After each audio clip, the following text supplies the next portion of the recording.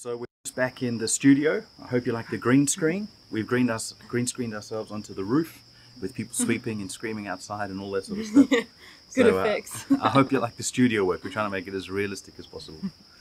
We've been talking about the blessing, and yesterday we spoke about not putting pressure on yourself to have to produce, that you don't produce out of religion, you don't have to produce.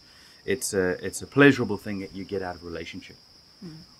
What did you want to say about that? So I thought we could talk more about relationship, because relationship with God is the greatest blessing of all time. And if you look back to Adam and Eve, when God created man, he said about man that it's not good for man to be alone, and so he created woman and he created relationship between them, which was great on an earthly level, but there's also a spiritual level in terms of our relationship with God. And right from the beginning, God wanted relationship. He set Adam and Eve, mankind, in a garden with everything, and they walked in the garden with God. They had no problems hearing God. They had no problems hearing each other and having that relationship right from the beginning. And then when you fast forward, they sinned and they fell from God. They were cut off. But then it became only through the prophets that mankind could communicate with God. If you were just a normal man or woman back then, you couldn't talk to God. There was no relationship with God. You had to go to the big prophet who would only hear God on his behalf. And I love it about David, because David, he was a man after God's own heart. He was known as a shepherd boy. He was a humble man in relationship with God, and he wanted to create a tabernacle, a house of worship where everyone could come and worship. He wanted to create that relationship back again, where anyone could have relationship. And I love it because David was out in the field, and when when Samuel came to find a king, he went through all David's brothers, and none of them were good enough. And the story was, haven't you got another brother? And then they said, oh yeah, in the field is David. And so they went and got David, and David was then anointed to be king. And I love that because it was about relationship, that David had relationship and he became king out of relationship. And God actually spoke to me in that story, and he said, I don't know why I feel emotional.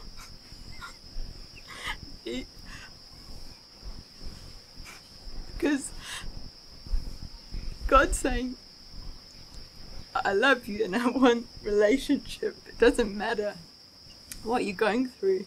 And as I was in a time about 1.5 years ago, quitting my jobs and getting out of different things, there was a part of me that felt insecure, because I thought, I'm getting rid of all this stuff.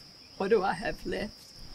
And God said, and there was a part of me that felt like I'm going to miss out. And God so clearly spoke to me and said, Bonnie, you're going to be like David out in the field, having a relationship with me. But when I need you, I'm going to come and get you. That there's nothing you're going to miss out on, because I know where you are. I got your address. I know your name. I know you. And don't worry, you're not going to miss out. I'm going to come and get you. And I love that, because it's about walking with God. It's about having relationship. It's not about anything else, essentially. It's not about things in our lives, trying to work hard. It's first and foremost, like the Garden of Eden, the first thing God created is to have relationship. And yeah, I don't know. I think that's the issue with religion, is it accurately describes what the problem is, that there's something wrong between you and God, but then it prescribes a methodology or a system or a belief pattern that shows you the way to get back to God. Yeah. And actually, when mankind, and we were all included in Adam when this happened, when mankind broke relationship, there was no way for man to get back to God. because man was already starting behind the 8 ball. He was already broken. So you can't use something that's imperfect to get back to something that was perfect. And I think that's the beautiful thing about Jesus, is that he restored our relationship, or the possibility of relationship with God, to a higher degree than what Adam had, on our behalf. And I think it's a travesty when people think that they can have yin and yang, or sowing and reaping, or avoiding the bad things and just doing good things, and they think that that can somehow restore relationship with God. They think somehow that's the way to earn and deserve a relationship. And it's a terrible place to be in. And we've all been there for certain periods of time, and some people for very long periods of time, where you feel like you're on the treadmill trying to please God. You're trying to stay in his good books. And that's the wonderful thing about David. He was a very naughty boy, but he did some bad things. He did really bad things. That if he was the pastor of a church in these days, they would have fired him and dragged him through the mud and put him through 15 years of counseling and all of the stuff that they do in churches these days. But somehow he had relationship with God. He went into the presence. He didn't steal it, but he went and took bread in a place he shouldn't have been. And in another context, he would have been struck down dead. So he had a relationship with God, and he wanted to restore that idea to Israel. And that's why something you talked about, Bonnie, is David's fallen tent, which it talks about in the New Covenant. But he instead of putting the presence behind a series of curtains and a series of steps and a series of sacrifices, he put the presence of God, which is represented as the Ark of the Covenant, in a tent, and it was a house of prayer for all nations. And he invited every nationality in for 24/7 worship. It wasn't this quiet place. It was a noisy place. It was a joyful place. It wasn't a somber place full of death and literal rivers of blood. And that's why when Jesus went back to the temple, he kicked over tables and he kicked over the system, and he made whips and went home and plaited this instrument of pain, and said, "My Father's house will be a house of prayer for all nations," meaning everyone can come in, everyone has access. It's not just the special guy with the little dog collar or wearing a dress, or who's so holy, or who has this special access line, but no one else has it. No one else can read the book. It's a house of prayer for all nations. And I think when we understand that, and we're all on the journey of understanding that better and better, we stop playing the religious game, or we stop playing the game of trying to cover ourselves with our good deeds and not do bad deeds, and we stop trying to get ahead of others by how great we are.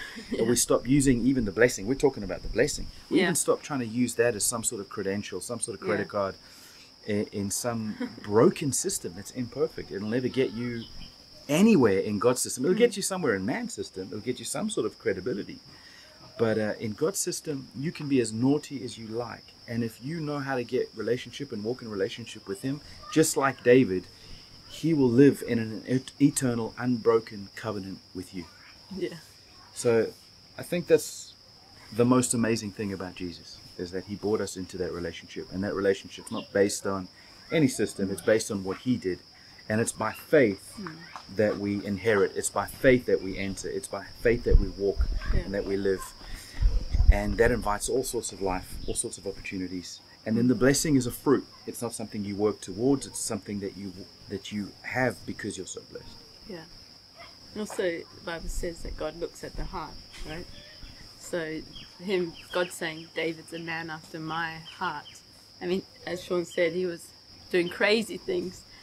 But it's like God, he knew that, but he didn't even focus on that. He looked at his heart, and David's heart was after God. And sometimes that's all you need, is a heart after God, and he will bless you, he will use you. You don't need all the abilities and giftings. God supersedes all those earthly things. You just need a heart after God and want that relationship, because right in the beginning, that's the first thing that God created with man, was relationship. And so if you want to increase in the blessing, it's not a 3-step program, or buy this book, or listen to this series type scenario. It's the on your knees prayer closet type thing that gets you more blessed. And in that place, God will show you strategies and things to do, and he might ask you change your thought patterns or Yeah. or you know, to sow a seed and do all of that good stuff. That's all good stuff, but it's done from a place of relationship. It's done a place of heart that you just want to be him. David said, I'd rather be a servant, a gatekeeper in the house of the Lord, than sit at the tables of the wicked. I'd rather be at the bottom of the pile with God than the top of the heap with the best that man can offer. Yeah. And I think when we have that demeanor, we have that heart, then the blessing will be an overflow, and you don't have to maintain the blessing or prove the blessing, that it'll just be a natural outworking. Yeah. So that's our encouragement for you today. Live in relationship and you'll be blessed.